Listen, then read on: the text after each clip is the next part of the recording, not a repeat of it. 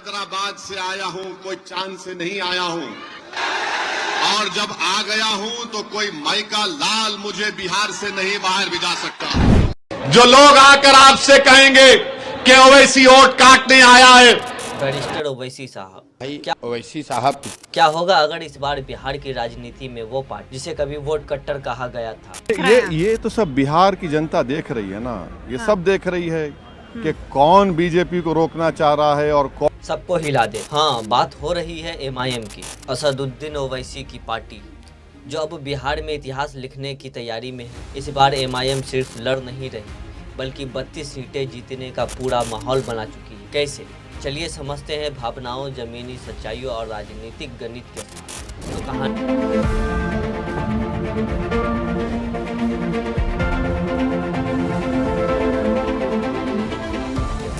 तो कहानी शुरू होती है बिहार के सीमांचल। बिहार का सीमांचल इलाका किशनगंज, अररिया, कटिहार, पूर्णिया, जहाँ के लोग सालों से अपने हक की आवाज़ उठाते रहे। यहाँ एमआईएम ने लोगों को वो भाषा दी, सियासत की नहीं, इंसाफ की।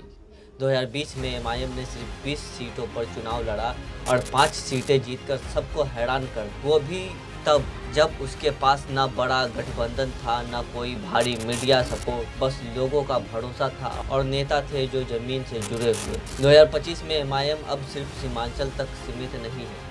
अब ये पार्टी पूर्णिया से लेकर कटिहार और अररिया से लेकर मधेपुर तक असर रखती है। लोगों में ये एहसास जग गया है कि अगर हम खुद की पार्टी को वोट नहीं देंगे तो हमारी आवाज़ कोई नहीं सुनेगा। हर गली में, हर मजलिस में, हर पंचायत में एक ही बात चल रही है, इस बार अपने को जिताना है। एमआईएम ने इस बार 32 सीटों पर उतरने का फैसला किया है और इन सीटों में ज़्यादातर जगहों पर मुकाबला अब सीधा है, एमआईएम बनाम गठबंधन, क्योंकि जनता ने ठान लिया है कि अब वोट वेस्ट का डर नहीं चलेगा। एमआईएम की असली ताकत सिर्फ धर्म पर नहीं बल्कि मुद्दों पर है।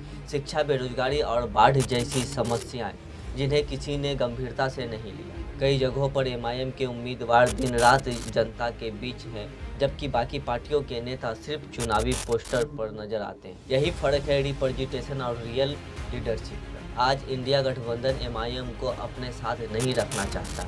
क्यों? क्योंकि उन्हें डर है अगर एमआईएम साथ आई तो मुस्लिम वोट सिर्फ एक तरफ चले जाएंगे। सोचिए, जिन्हें बीजेपी की बी टीम कहा गया, उनसे इतना डर क्यों? क्योंकि ये पार्टी दिल से नहीं ज़मीन से जीतती है। तो क्या एमआईएम बिहार में 32 सीटें जीत पाएगी? अगर रुख यही रहा तो जवाब है हाँ। एमआईएम की 32 सीटें अब सिर्फ एक सपना नहीं बल्कि बिहार की राजनीति का आने वाला सच बन चुका है। अगर आप भी मानते हैं कि अब वक्त है अपने हक की सियासत करने का, तो इस वीडियो को शेयर कीजिए और कमेंट में लिखिए एमआईएम जिंदाबाद, बिहार बदलेगा।